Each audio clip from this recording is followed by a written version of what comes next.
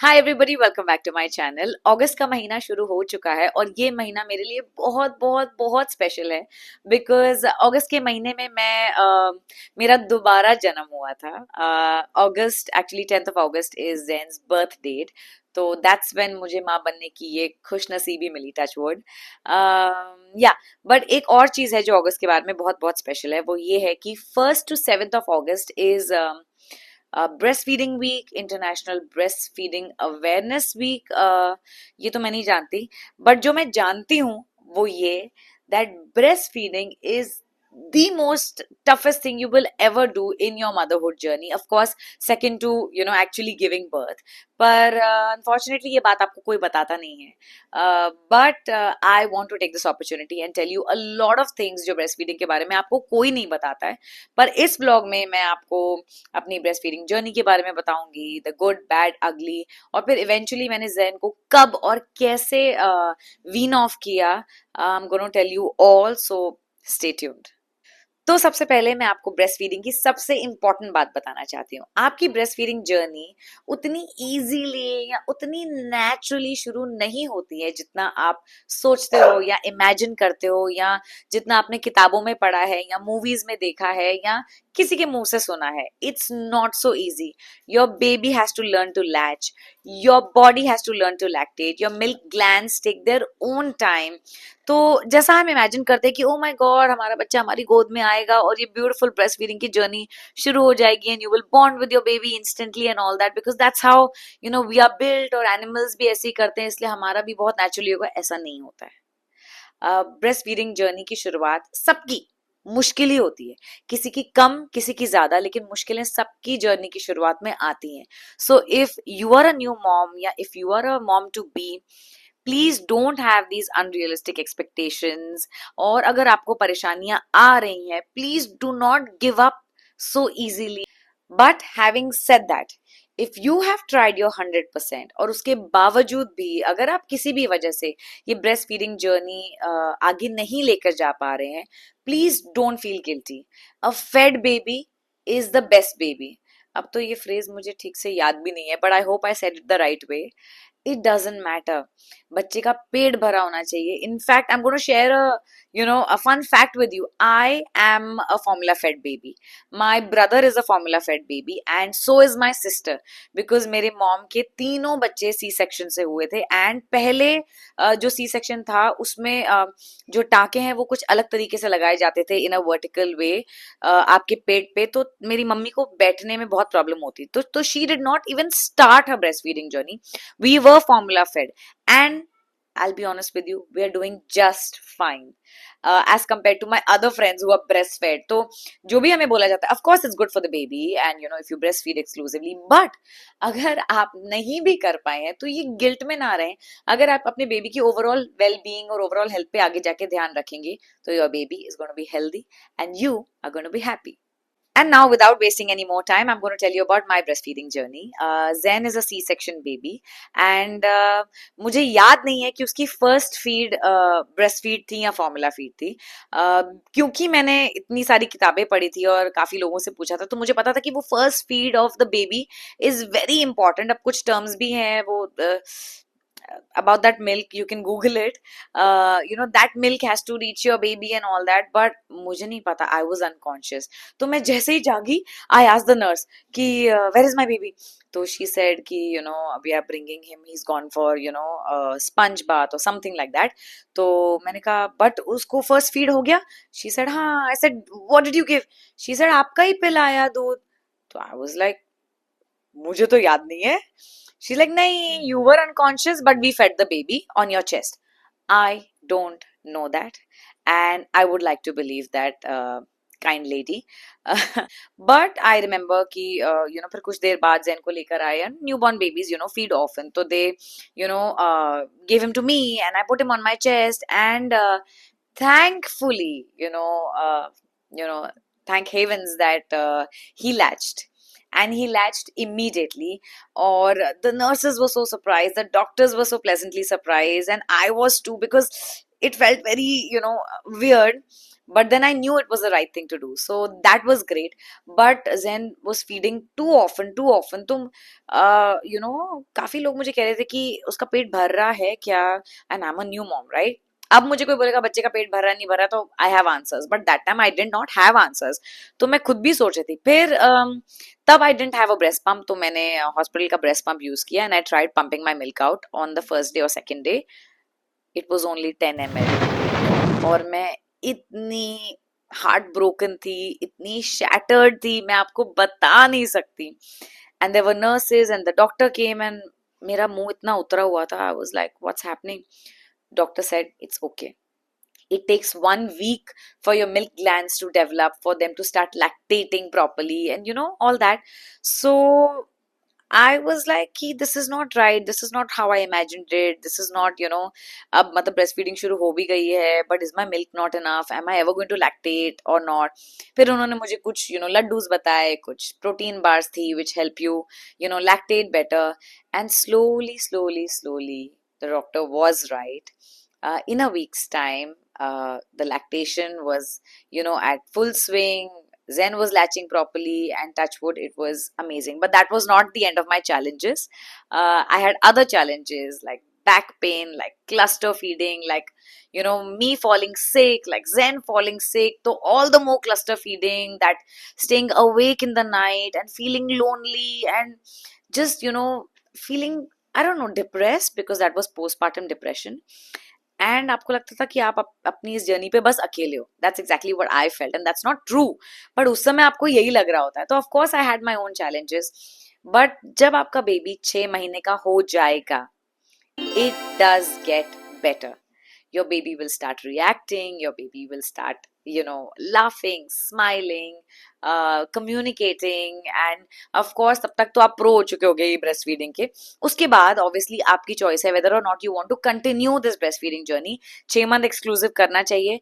a lot of women leave it at 6 months, a lot of women continue for 1 year, कईयों का बीच में छूट जाता है, कईयों का खुद ही दूध आना बंद हो जाता है, कई ऑल्टरनेट कर देते हैं फॉर्मूला ब्रेस्ट मिल्क का।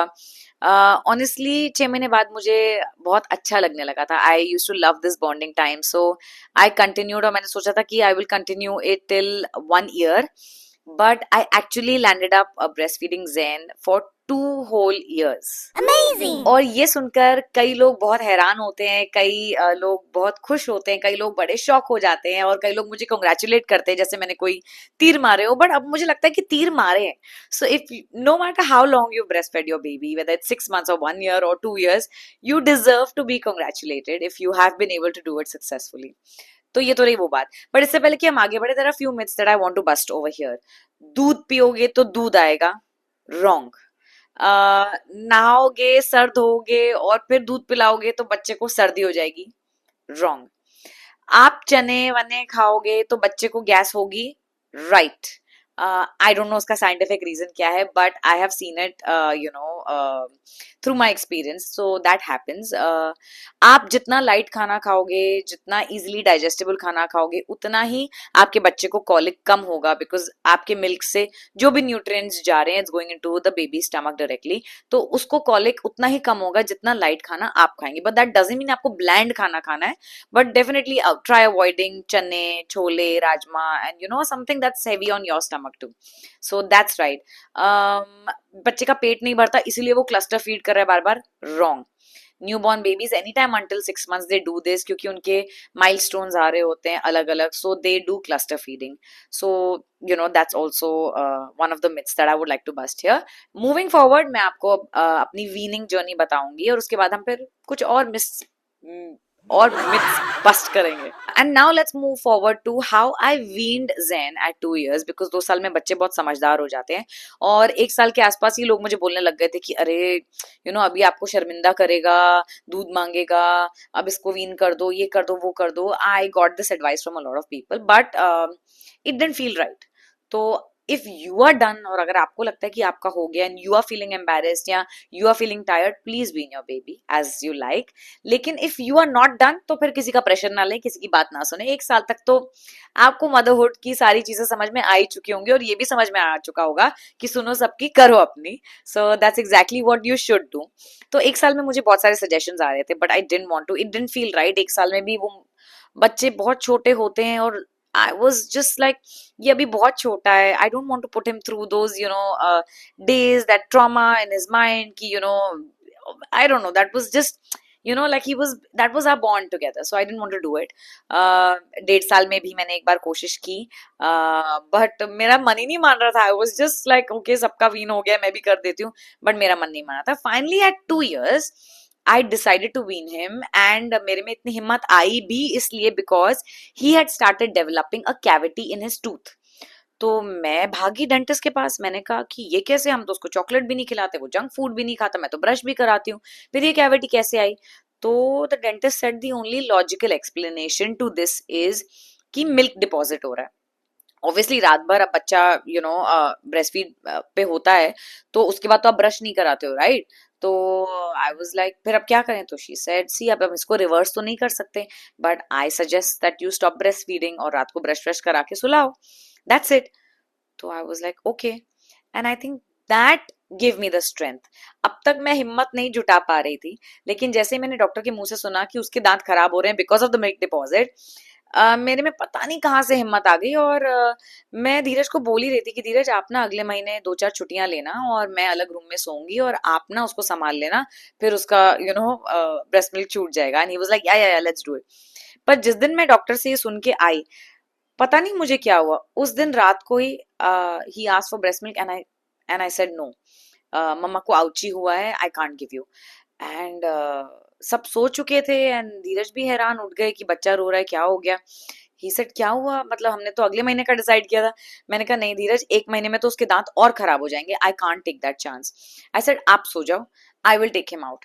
तो बहुत लोग आपको ये बोलते हैं कि मम्मी ट्रैवल ही करने कहीं चली जाए या अलग रूम में सो जाए, अपने आप बच्चा रोते रोते समझ जाएगा, ये हो जाएगा वो हो जाएगा.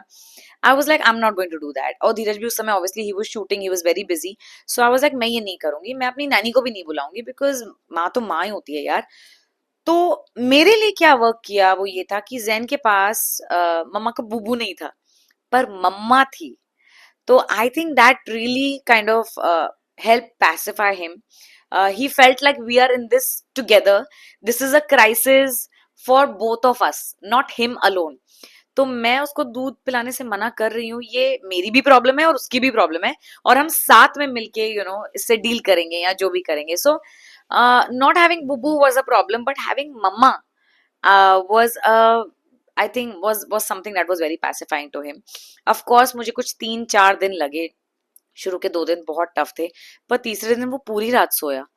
मैं नहीं सोई तीसरे दिन, क्योंकि मैं जाग जाग के देख रही थी कि क्या हुआ क्या हुआ, but he slept the entire night. तो it was only a matter of 2 nights. उसके बाद भी चौथे 5वें दिन वो थोड़ा थोड़ा उठता था, पूछता था, बट मैं उसे समझा देती थी, वो सो जाता था. तो बट ऑनेस्टली देखा जाए तो 2 ही दिन लगे, बट वैसे कह लो चलो 1 हफ्ता लग गया to completely happily wean him off the breast milk.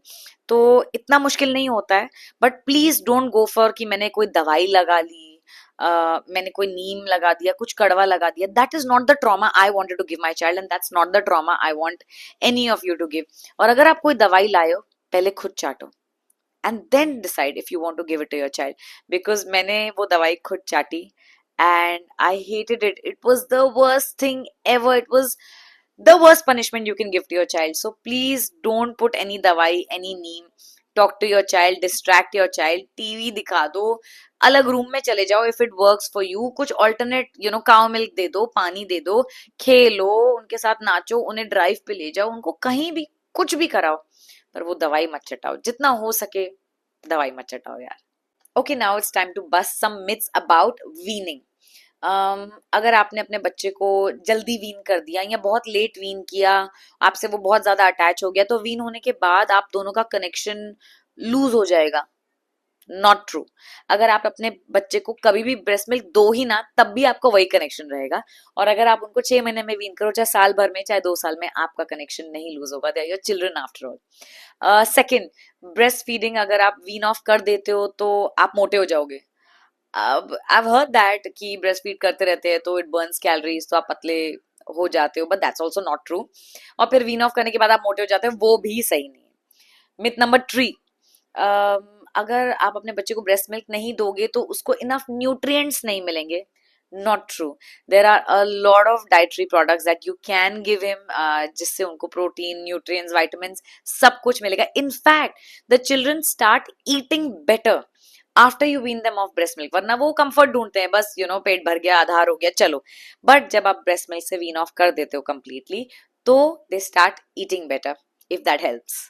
Honestly, I can go on and on and on about all the knowledge I want to share with you guys about my breastfeeding journey, about the facts and myths, about all my suggestions, all my recommendations. I could actually write a book, but that's for some other time. और अगर ये vlog भी ज़्यादा लंबा हो गया तो आप सब बोर ही हो जाएंगे, and that's not what I want. पर अगर मैंने कुछ miss out कर दिया हो, something that's been a part of your journey या something that's been crossing your mind about breastfeeding, please ask me in the comment section and I will be happy to answer. I know मैं सब कुछ तो इस vlog में cover नहीं कर पाई होंगी, but I can definitely answer all your comments. और I hope ये vlog आपको पसंद आया हो, आपको इससे मदद मिली हो. प्लीज इसे लाइक करें end of course comment section में आपके जो भी सवाल हो आप मुझे पूछ सकते हैं. और ऐसे और अच्छे अच्छे व्लॉग्स के लिए मेरे चैनल को सब्सक्राइब करें.